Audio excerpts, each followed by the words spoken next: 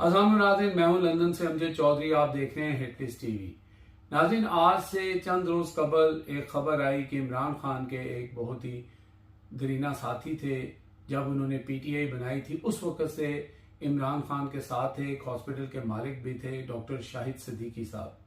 बड़े नेक दिल इंसान बताए जाते हैं, गरीबों का बड़ा ख्याल रखते थे, इलाज मुआलजे में भी गरीबों की मदद करते थे।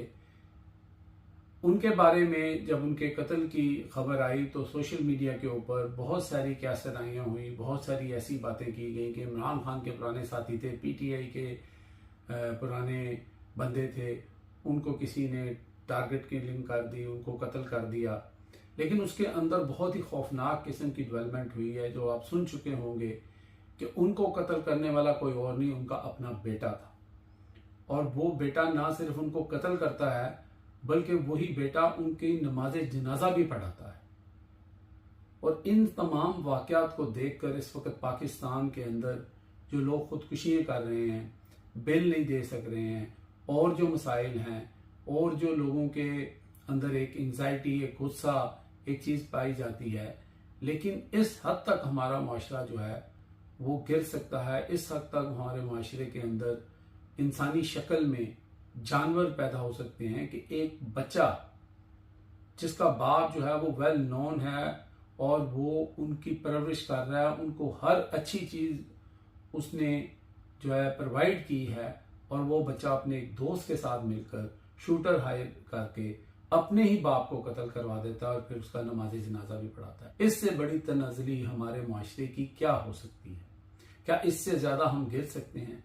इस तरह के वाकयात पहले भी शायद हुए होंगे, लेकिन इस वाकये ने सबके दिल जो है वह लजा दिए। मुझे कुरान की वो आयत और वो वाकया याद आता है जिसमें हज़रत खिज़र अलैहिस्सलाम जो थे, वो जब हज़रत मूसा अलैहिस्सलाम उनके साथ हो दिए तो उनसे उन्होंने सवालात किए, जिसमें एक बच्चे की जान भी जाती है, जिसको मार दिया जाता है। तो उसके ऊपर भी जब उनको हज़रत मूसा ने सवाल किया तो उन्होंने उनको मना किया था कि मुझे सवाल नहीं करने, लेकिन फिर उनको बताया गया कि ये बच्चा बड़ा होके अपने बाप के लिए क्या कर सकता था, वो कितनी मुसीबत पैदा कर सकता था। तो इसलिए अल्लाह ताला उसको नेक औलाद देगा। अब ये नेक औलाद की जो दुआ हमेशा हम मांगते हैं, लेकिन नेक औलाद मांगना और नेक औलाद की परवरिश करना और औलाद को ऐसा बनाना और इसके हलाल घर में लेके आना, ये हमारे माशरे में नापैद होता जा रहा है।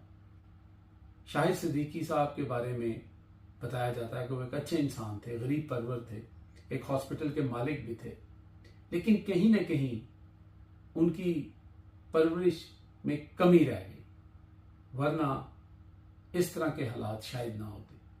अब बताया ये जा रहा है कि उनका ये जो बेटा है, इसने तकरीबन 8 माह पहले भी 50 लाख रुपए देकर उनके ऊपर एक प्लाजा में वो मौजूद थे, वहां पे फायरिंग करवाई थी, जहां पे वो बच गए थे। और अब जो है 2 करोड़ रुपए की रकम, खतीर रकम जो है वो शूटर्स को अदा करनी थी, जिसमें 1 करोड़ रुपया अदा कर दिया गया था और 1 करोड़ जो है वो काम होने के बाद अदा करना था। और ये बेटा जिसका नाम कयूम सिद्दीकी है, ये उस वक्त जुम्मा पढ़ के अपने वालिद के साथ था, और उससे कुछ देर पहले यही बेटा उन शूटर के साथ सफेद गाड़ी में अपने ही बाप का पीछा कर रहा था, जब उनका बाप एक एटीएम से पैसे निकलवा कर लेके आया कि जब जुम्मे से वो बाहर निकलेंगे तो वहां पे जो गरीब गुरबा हैं उनमें वो पैसे बांटेंगे। आप अंदाजा कर सकते हैं कि इतना भी किसी का खून सफेद हो सकता है। और ये सब उस शख्स ने क्यों किया? एक खातून की खातिर, कि वो उससे शादी करना चाहता था और बाप उसके लिए रजामंद नहीं था।